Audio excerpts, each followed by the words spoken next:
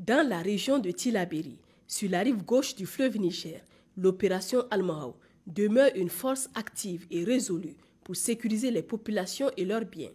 Les forces de défense et de sécurité, animées par un engagement indéfectible, ont fait face cette semaine à une série de défis marquants. Hier, aux abords de la ville d'Ayoru, un groupe armé a attaqué la barrière de sécurité située à l'entrée de la ville. Vers 18h50, 5 motos transportant des assaillants ont ouvert le feu sur le poste. Les forces de défense et de sécurité ont immédiatement riposté, établissant une ligne de défense solide en attendant l'arrivée des renforts qui ont rapidement pris en charge la poursuite des assaillants. Malheureusement, nous déplorons 6 civils blessés et un décédé au cours de l'attaque. Les autorités adressent leurs sincères condoléances à la famille de la victime et expriment leur soutien aux blessés en leur souhaitant un prompt rétablissement. Au début de la semaine, les actions de contrôle et de dissuasion se sont également intensifiées dans la région avec l'arrestation de 3 individus liés à des activités criminelles et à des groupes terroristes. Dans la région de Filengue, 2 suspects ont été interpellés grâce aux informations communiquées par des résidents vigilants illustrant une précieuse collaboration entre la population et les forces de sécurité. Dans la zone d'Eza, un autre suspect a été appréhendé en possession de tenues militaires, un national susceptible de servir à des actions de déguisement pour tromper les civils et semer la confusion. Toujours dans la région de Tillabéri, sur la rive droite du fleuve Niger, l'opération NIA a mené en début de cette semaine une série d'opérations visant à rechercher et neutraliser les réseaux criminels opérant dans sa zone de responsabilité.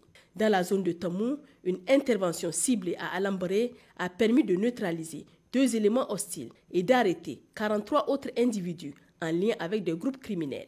De plus, un véhicule chargé de bidons de carburant de 25 litres a été immobilisé, privant les groupes criminels de moyens de transport essentiels à leurs activités. Simultanément, une patrouille opérant dans le secteur de Fono a mené un raid d'opportunité mettant hors d'usage 2 motos et saisissant des vivres appartenant aux criminels.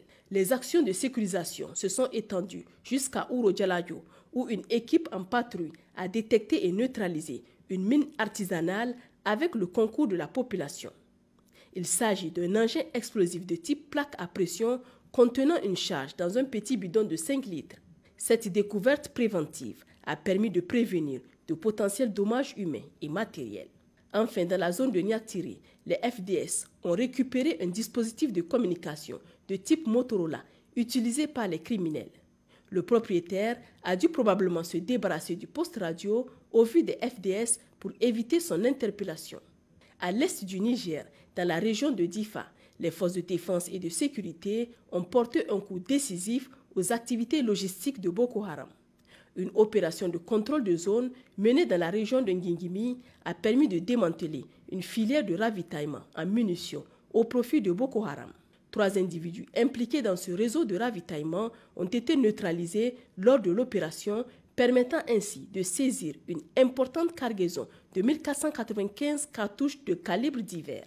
Dans la région de Niamey, dans le cadre de l'opération Inchinkasa, les forces de défense et de sécurité ont interpellé en début de semaine plusieurs individus en possession d'une quantité importante de bidons vides lors de patrouilles de routine.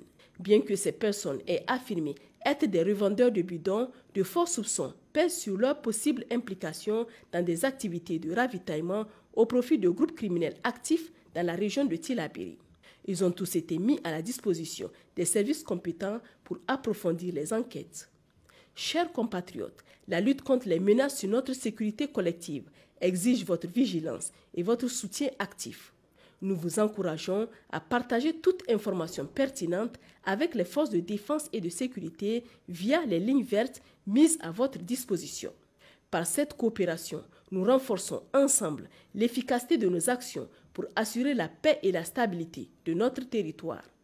Unis et solidaires, nous pouvons repousser ces menaces et construire un avenir plus sûr pour tous. Pour les forces armées nigériennes, le 40-40, pour la gendarmerie nationale, le 40-00, pour la police nationale, le 83-83. Vive le Niger libre et souverain, vive les forces de défense et de sécurité, vive les citoyens résilients et engagés.